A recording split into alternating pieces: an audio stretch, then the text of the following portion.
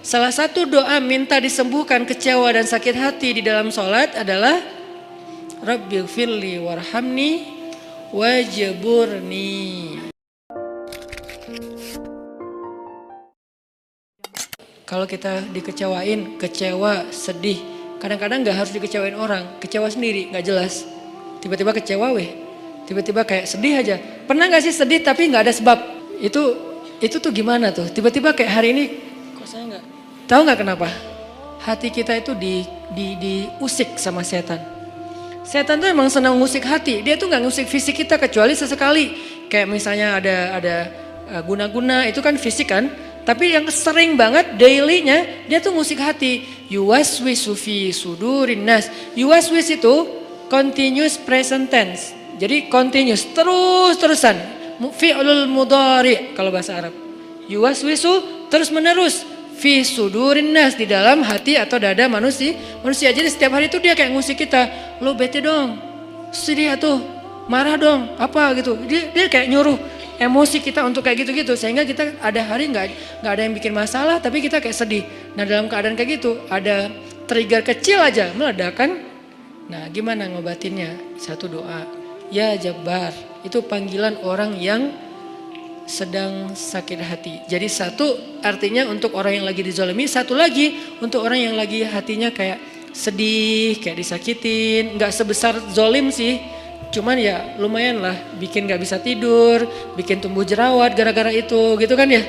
Jadi intinya adalah panggil Allah kalau kita lagi sakit hati dan dikecewain. Ya Allah, ya Jabbar. Salah satu doa minta disembuhkan kecewa dan sakit hati di dalam sholat adalah Rabbighfirli warhamni wajburni. Kalimat wajburni selama ini kita baca enggak? Apa arti wajburni? Bukan paksa aku dong Allah, enggak. Padahal arti Jabbar juga yang memaksa kepada kehendaknya.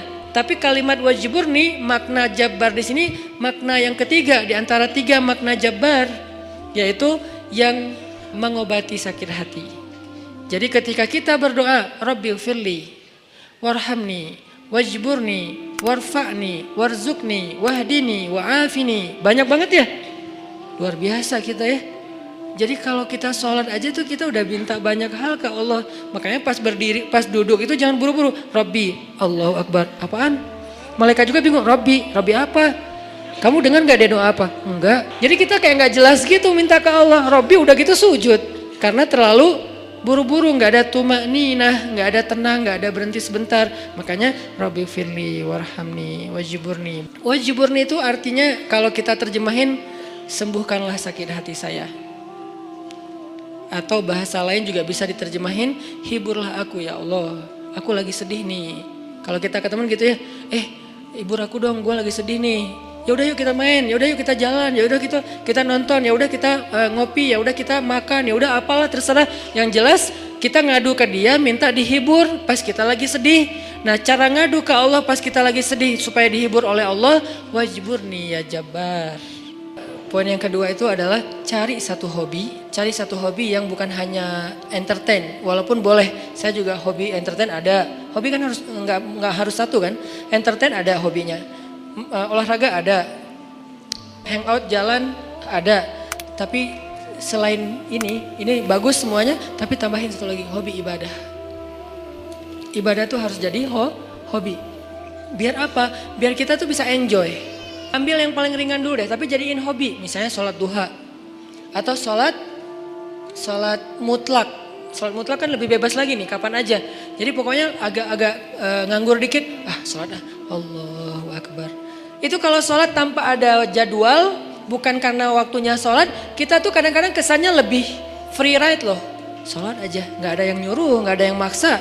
Sholat, itu kalau jadi hobi teman-teman, sebanyak mungkin sholat sunnah mutlak, itu akan jadi obat ketika kita kecewa. Tapi itu gak bisa pas kecewa baru dilakuin. Harus dibiasain dulu dari sekarang. Begitu nanti kecewa, itu jadi akan kayak kita kecewa ngopi. Sedih nongkrong, sedih nonton, sedih ketemu teman, sedih main. Sekarang sedih sholat. Baru nanti berlaku ayat, ya ayyuhalladzina amanu sta'inu bis sabri was shalah. Mintalah pertolongan Allah.